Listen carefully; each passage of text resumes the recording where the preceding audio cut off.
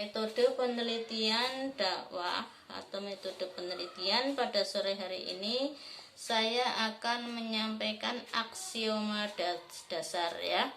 Yang pertama adalah realitas. Aksioma dasar dari penelitian adalah realitas yang ada di lapangan. Yang pertama. Yang kedua adalah hubungan peneliti dengan yang diteliti ya. Kemarin sudah saya sampaikan. Yang ketiga adalah hubungan antar variabel, kemarin juga sudah saya singgung sedikit ya.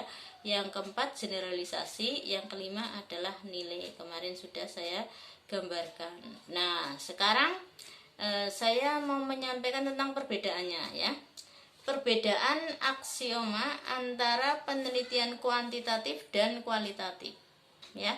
Yang pertama, aksioma mengenai sifat realitas ya, realitasnya dulu yang kita bahas ya, sifat realitas yaitu apa?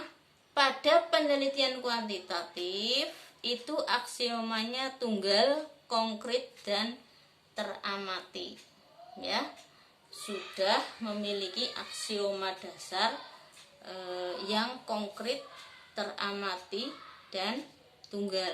Tapi kalau penelitian kualitatif itu cenderung ini apa namanya, saya besarkan dulu ya biar jelas ya, ganda ya, bukan tunggal, jadi terbalik ya. Kalau kualitatif itu ganda, holistik, terus hasilnya konstruktif dan merupakan pemahaman aksiomanya. Kalau yang penelitian kuantitatif itu sudah jelas, ini seperti ini, tek gitu ya, satu. Tapi kalau kualitatif itu ganda ya, artinya bisa berupa pemahaman-pemahaman dari beberapa versi gitu ya. Terus yang kedua, hubungan peneliti dengan yang diteliti.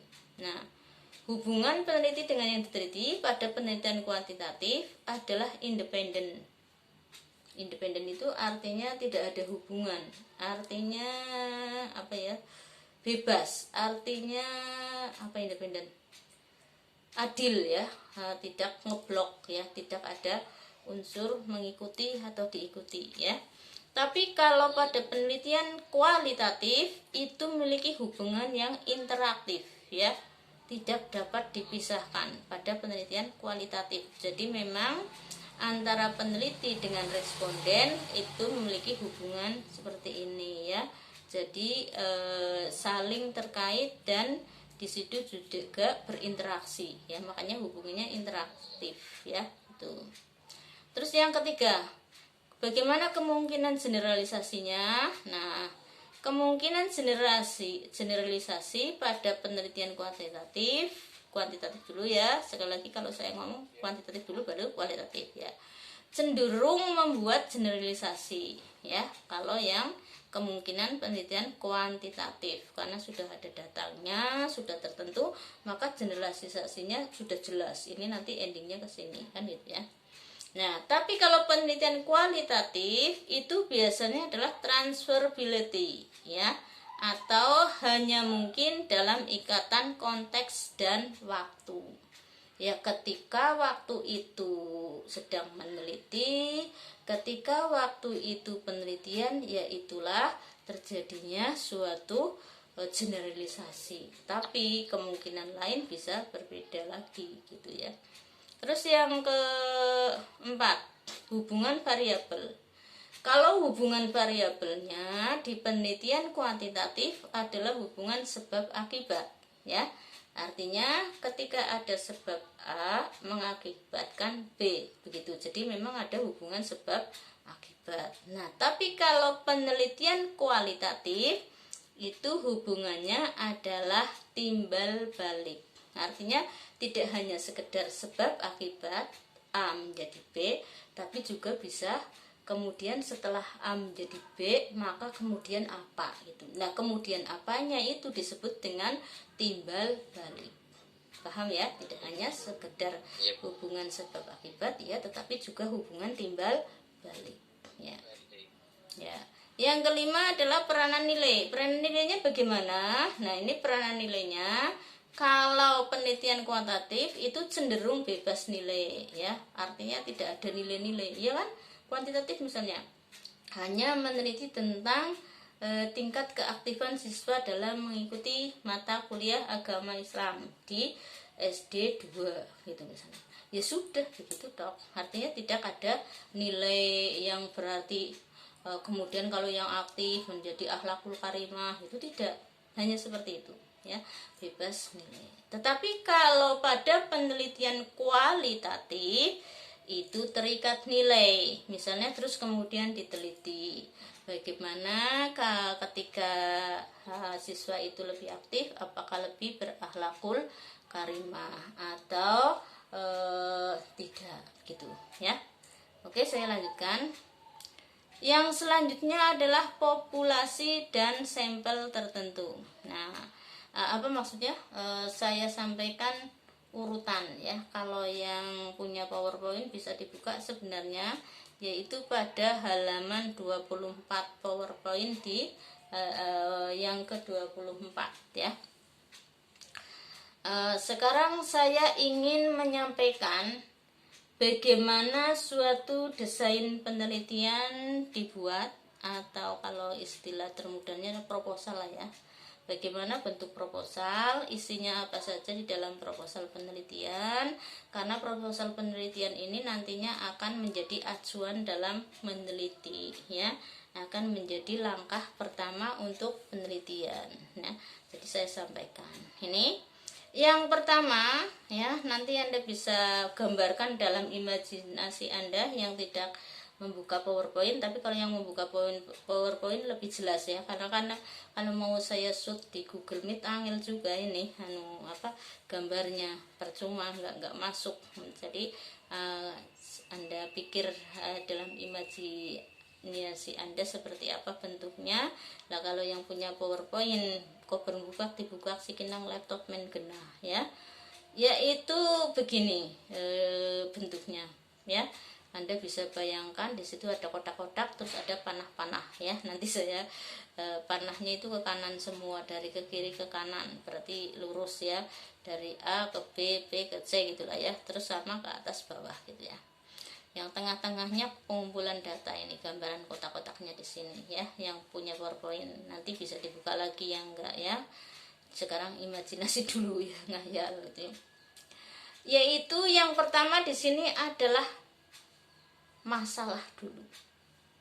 Jadi sebelum Anda melakukan penelitian, Anda harus punya masalah yang diteliti dulu. Artinya Anda harus berpikir dulu, masalah apa yang akan saya teliti. Paham ya? Sebelum bikin judul skripsi juga begitu. Saya mau meneliti apa ya? Gitu. Nah, kalau saya boleh bantu, Anda sesuai ketertarikan Anda. Misalnya selama kuliah di Fakultas Dakwah, Anda yang paling tertarik, yang paling suka pada mata kuliah apa, itu yang akan dijadikan skripsi Anda. Jadi nanti kepenak. Misalnya apa? Saya kok paling suka pada manajemen dakwah. Ya telitilah tentang manajemen dakwah. Atau saya paling suka kok pada dai. Ya telitilah tentang tokoh dai. Atau saya kok paling senang pada materi dakwah, ya telitilah materi dakwah. Atau saya kok senengnya di bidang editing, ya bikin skripsi yang terkait dengan bidang editing. Ini masalah dulu ya, masalah secara global, secara umum, belum dijadikan mengkerucut sebuah judul, tapi sudah ada masalah dulu di sini. Jadi orang peneliti, orang ulama, orang ilmuwan itu selalu berpikir di sini ada masalah dulu ya, masalah apa yang akan dibahas. Termasuk dai. Dai itu kalau mau ceramah dipikir dulu di sini, kira-kira yang pas untuk zaman ini apa, kira-kira yang paling signifikan untuk zaman ini apa gitu ya. Nah, oke, termasuk mau melakukan penelitian. Nah, setelah masalah Anda temukan, Anda rumuskan menjadi rumusan masalah. Ya kan? Yaitu apa? Misalnya tadi ya, saya kok suka di bidang politik gitu ya. Terus Anda tulis, wah saya akan meneliti penelitian atau skripsi yang terkait dengan politik gitu. Nah, terus Anda rumuskan, kira-kira apa ya yang sekarang mau saya jadikan masalah dalam penelitian saya gitu ya. Terus Anda mikir, wah kalau menurut saya sekarang politisi itu sudah sukanya itu berbasis konflik gitu ya. Artinya apa? Suka memecah belah di masyarakat hanya demi jabatan. Nah itu satu ya, tulis masalah satu adalah bagaimana bentuk politik zaman sekarang, tanda tanya. Itu kan masalah satu ya kan. Nah terus mikir maning ya, masalah kedua tadi kan, setelah bentuknya apa, terus yang kedua Anda berpikir apa betul ya politik ini berbasis konflik. Nah kemudian Anda tulis ya, bagaimana politik di zaman sekarang yang berbasis konflik, misalnya tanda tanya. Dua saja, dua masalah itu bisa menjadi skripsi karena saling terkait. Itu rumusan masalah ya, dua misalnya rumusan masalahnya. Tadi masalahnya sudah ketemu, yaitu di bidang politik ya kan. Nah oke, saya teruskan. Selanjutnya setelah Anda menemukan masalah dan rumusan masalahnya tadi dua, terus Anda langsung bikin teori yang ini yang terkait dengan politik. Cari ya di buku-buku referensi, buku-buku politik ya, mungkin buku-buku karangan Soekarno ya, mungkin buku-buku karangan Marxisme Leninisme, yaitu politik yang sama rata itu komunis. Nah terus kemudian mungkin politik yang berbasis liberal seperti karangan yang dari Amerika itu. Nah itu seperti itu, atau kemudian ditambah dengan itu yang berbasis konflik. Ada enggak di dalam buku-buku referensi? Anda cari Google judul buku yang berbasis politik berbasis konflik misalnya, atau penelitian itu. Nah itu misalnya ya, atau bentuk kenegaraan di suatu daerah seperti apa itu. Maka kemudian langkah yang kedua ini adalah memiliki atau menulis atau mencari tentang landasan teori ya. Anda tulis ya, bahwa ternyata Anda tulis semua yang ada di buku dan semua yang ada di referensi Anda, bagaimana bentuk-bentuk politik yang sesuai dengan teori kan gitu ya. Nah kemudian setelah landasan teori Anda tulis semua tentang politik tadi, itu saya contohkan ya. Kemudian ada hipotesa. Hipotesa itu dugaan sementara, tetapi kalau untuk penelitian kualitatif tidak perlu ditulis. Cukup di sini hipotesanya karena hanya dugaan sementara. Kira-kira di Indonesia memang politisinya zaman sekarang, zaman now itu berbasis konflik, senang mengadu domba, senang meraih keviralan meskipun melalui momen negatif. Sing penting viral untuk meraih jabatan itu misalnya, iya sing penting terkenal komen dipilih, itu bisa kan misalnya. Itu hipotesa, ini dugaan sementara, sampean belum tentu nanti benar apa enggak ketika diteliti. Paham ya? Yang dimaksud hipotesis itu hanya dugaan sementara di kepala Anda kalau penelitian kualitatif. Tapi kalau penelitian kuantitatif ya ditulis temenan hipotesis. Nah tapi bukan berbentuk seperti ini. Kalau politik ya paling hubungan antara politisi dengan masyarakat. Nah kemudian ditulis secara prosentase, makanya ada hipotesis tertulisnya yang jelas. Itu seperti itu ya. Oke, saya lanjutkan. Nah sekarang setelah melakukan dugaan sementara, langkah selanjutnya otomatis mengumpulkan data. Artinya sampean terjun ke lapangan dengan segenap permasalahan tadi, meskipun cuma dua, Anda tulis menjadi rinci. Tadi indikator permasalahan pertama ada 10 pertanyaan misalnya ya. Indikator permasalahan kedua ada 10 pertanyaan. Anda meneliti ke lapangan sudah membawa 20 pertanyaan, disesuaikan dengan rumusan masalah yang tadi yang 2, dan disesuaikan dengan hipotesa yang ada di kepala Anda. Kalau penelitian tentang politik kan kualitatif ya, di kepala Anda mikir mesti berbasis konflik, makanya dituliskan terus ibu atau bapak misalnya yang dia anggota dewan ya, Anda teliti kalau menurut Anda itu apakah Anda itu suka keviralan atau tidak, misalnya terkenal atau tidak gitu ya. Terus kalau misalnya jawabannya suka, nah itu meskipun itu viralnya terkenalnya itu dari hal yang buruk, apakah Anda juga masih suka gitu misalnya dan sebagainya. Nah itu indikator-indikator itu instrumen penelitian itu sudah Anda susun kuesionernya, pertanyaan-pertanyaannya berdasarkan rumusan masalah yang tadi Anda temukan, yang Anda tulis dengan dugaan atau hipotesa yang ada di kepala Anda ya. Oke. Ini pengumpulan datanya. Nah, pengumpulan data ya seperti kemarin, harus disesuaikan dari berbagai faktor. Yang pertama adalah faktor populasi dan sampel ya. Jadi mengumpulkan datanya sampai berpikir dulu, sampel saya siapa ya.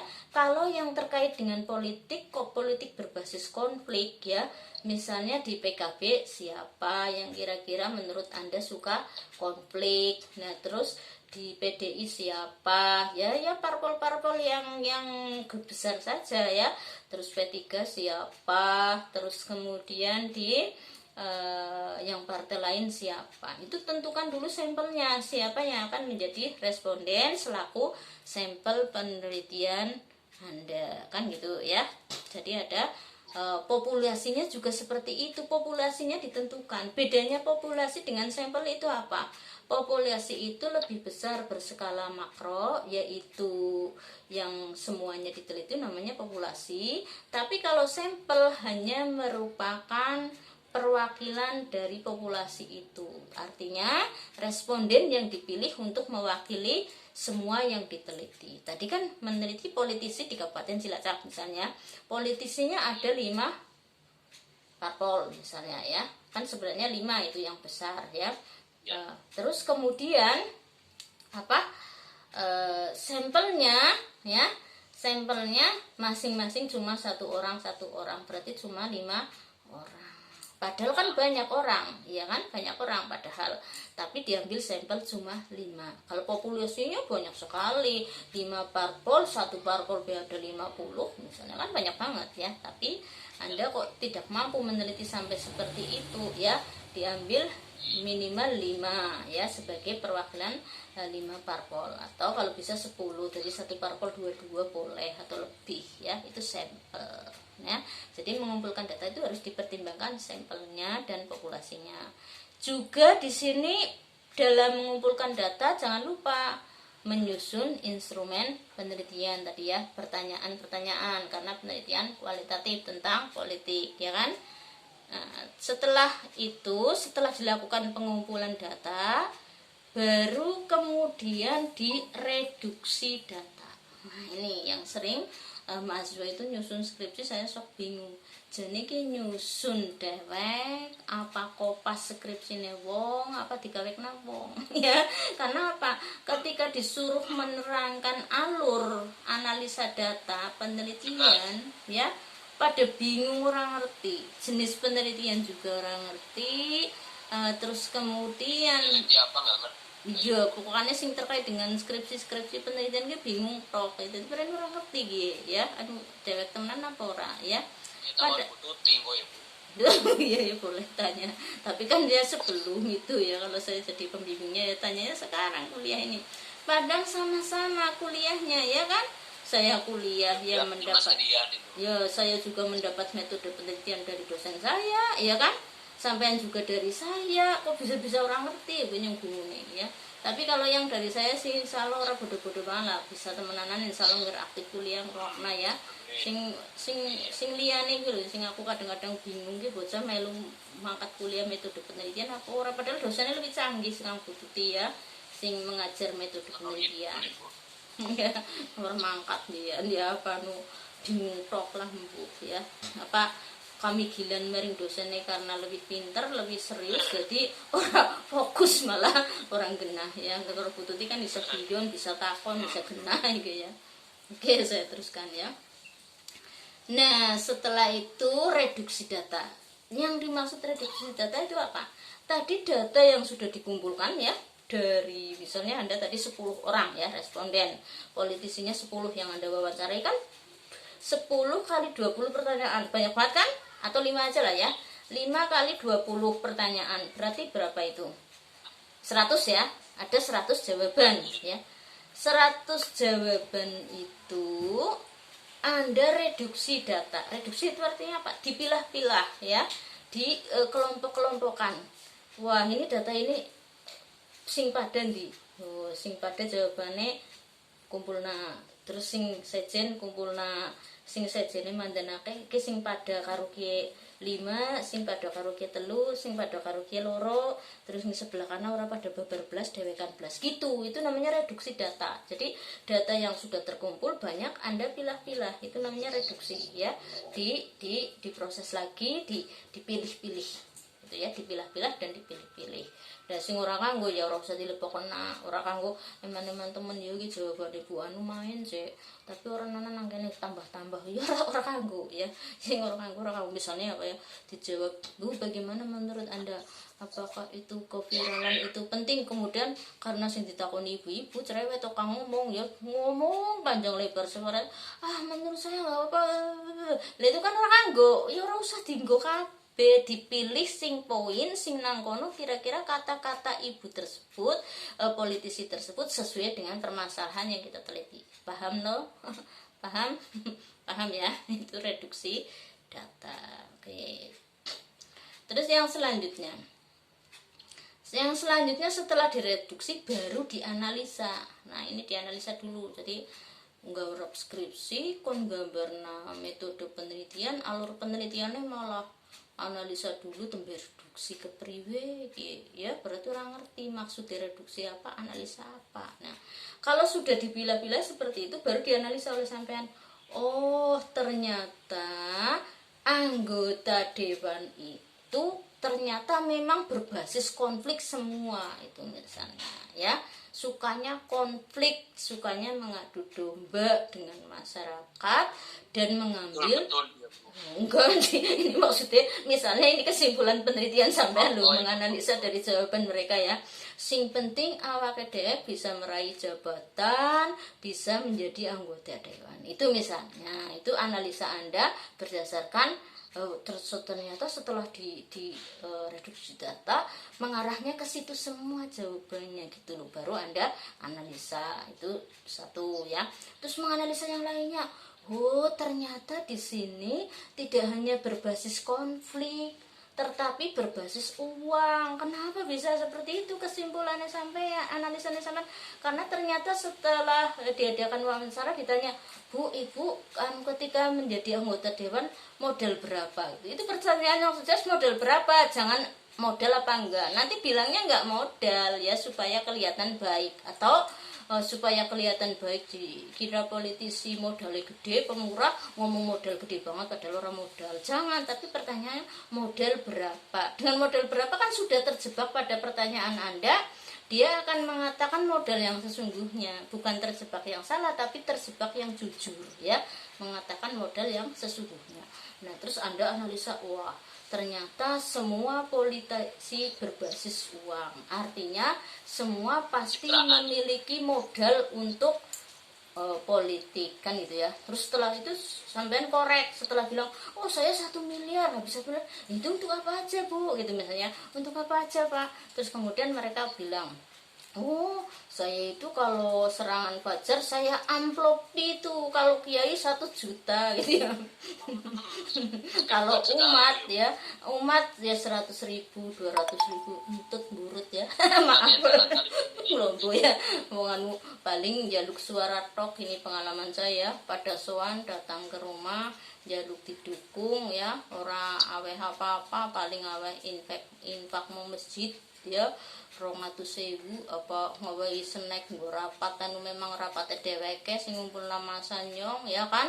Ya berarti kan ora uli apa-apa tapi engko anggere ora dadi ngodat-ngodet jarene nyong dilomboni nang kiai, dilomboni nang nyai, ngomongin nyong didukung wis modal akeh malah ora salah ini kan. Sampai jangan percaya yang semacam itu. Ini tidak ada yang politisi yang semacam itu ya. Apalagi sekarang politisinya itu cerdas-cerdas, orang kalau ngawahi ya yang semurah itu ya. Nah, jadi ngomong rahasia ya. Oke, ya saya lanjutkan. Berbasis uang ya. Tadi hipotesi awal ketika Anda mau meneliti di kepala Anda hanya hipotesanya berbasis konflik, ya kan?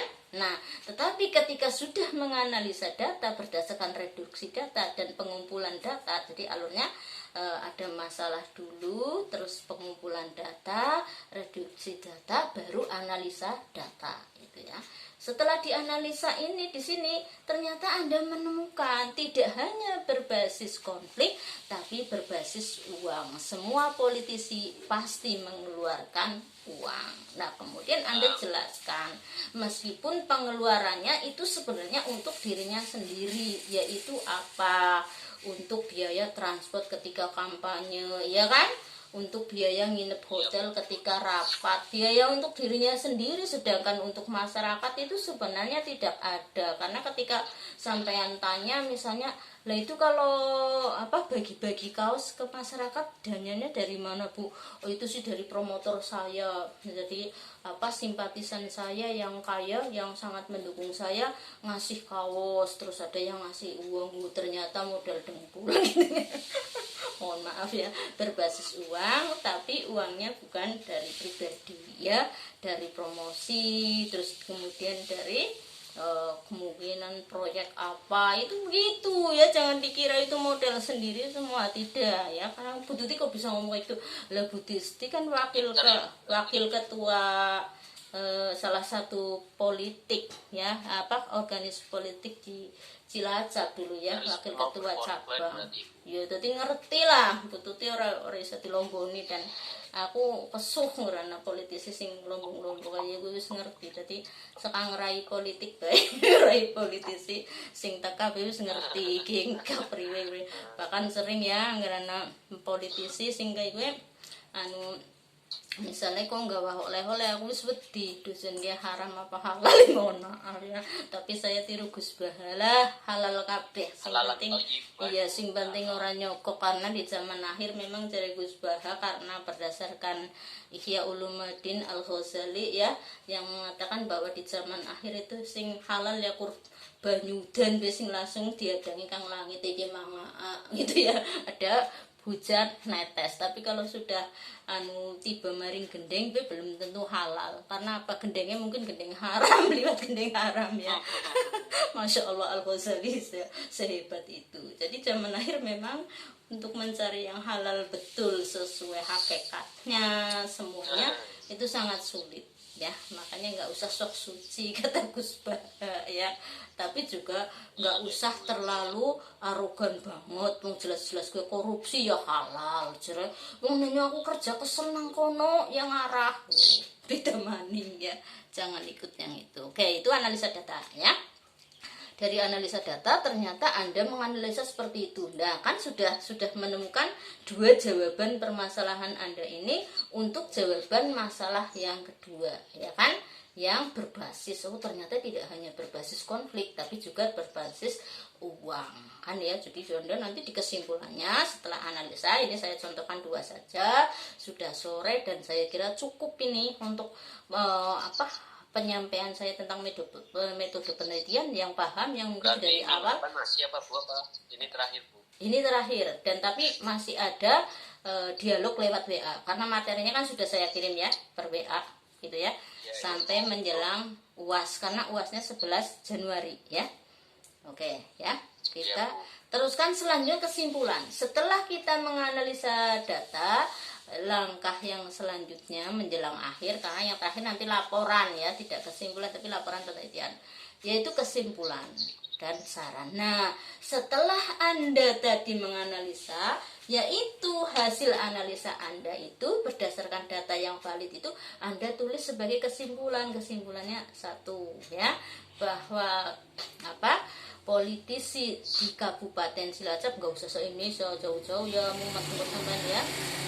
Politisi di Kabupaten Cilacap semuanya berbasis konflik, bahkan berbasis uang gitu. Dan misalnya terus kemudian Anda jelaskan dari bukan jelaskan, kalau kesimpulan itu cukup seperti itu. Kalau dianalisa lah tadi dijelaskan, yaitu misalnya dari jawaban dari Pak A yang tentang keuangan, dan B juga yang tentang modal untuk kampanye, maka dapat dianalisa gitu ya, di bab 4 ya, dalam analisa bahwa semua politisi di Kabupaten Cilacap juga berbasis uang gitu.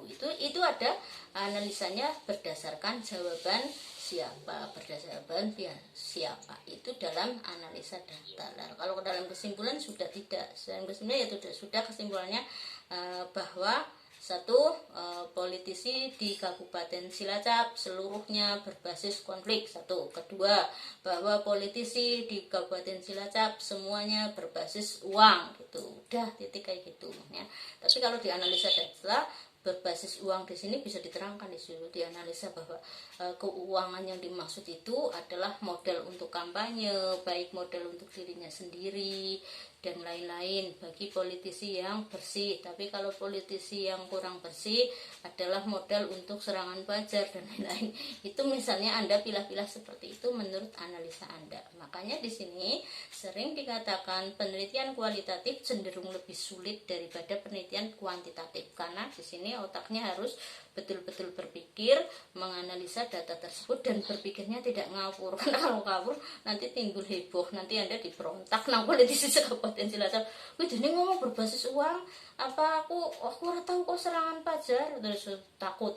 Aku wedi kok diarani konflik. Nah, itu misalnya diarani dan sebagainya. Itu diberontak kalau tidak berdasarkan data. Tapi kalau Anda menulisnya sudah berdasarkan data, yaitu waktu wawancara, Anda domai ya gampang wae, skripsinya tidak kena. Kalau bisa direkam ya, kalau wawancara direkam melalui rekam. Lah ini kan suara Anda sendiri kan, Anda yang bilang seperti ini, kenapa Anda tidak terima gitu ya. Nah, terus kalau yang di luar diteliti kok ada peneliti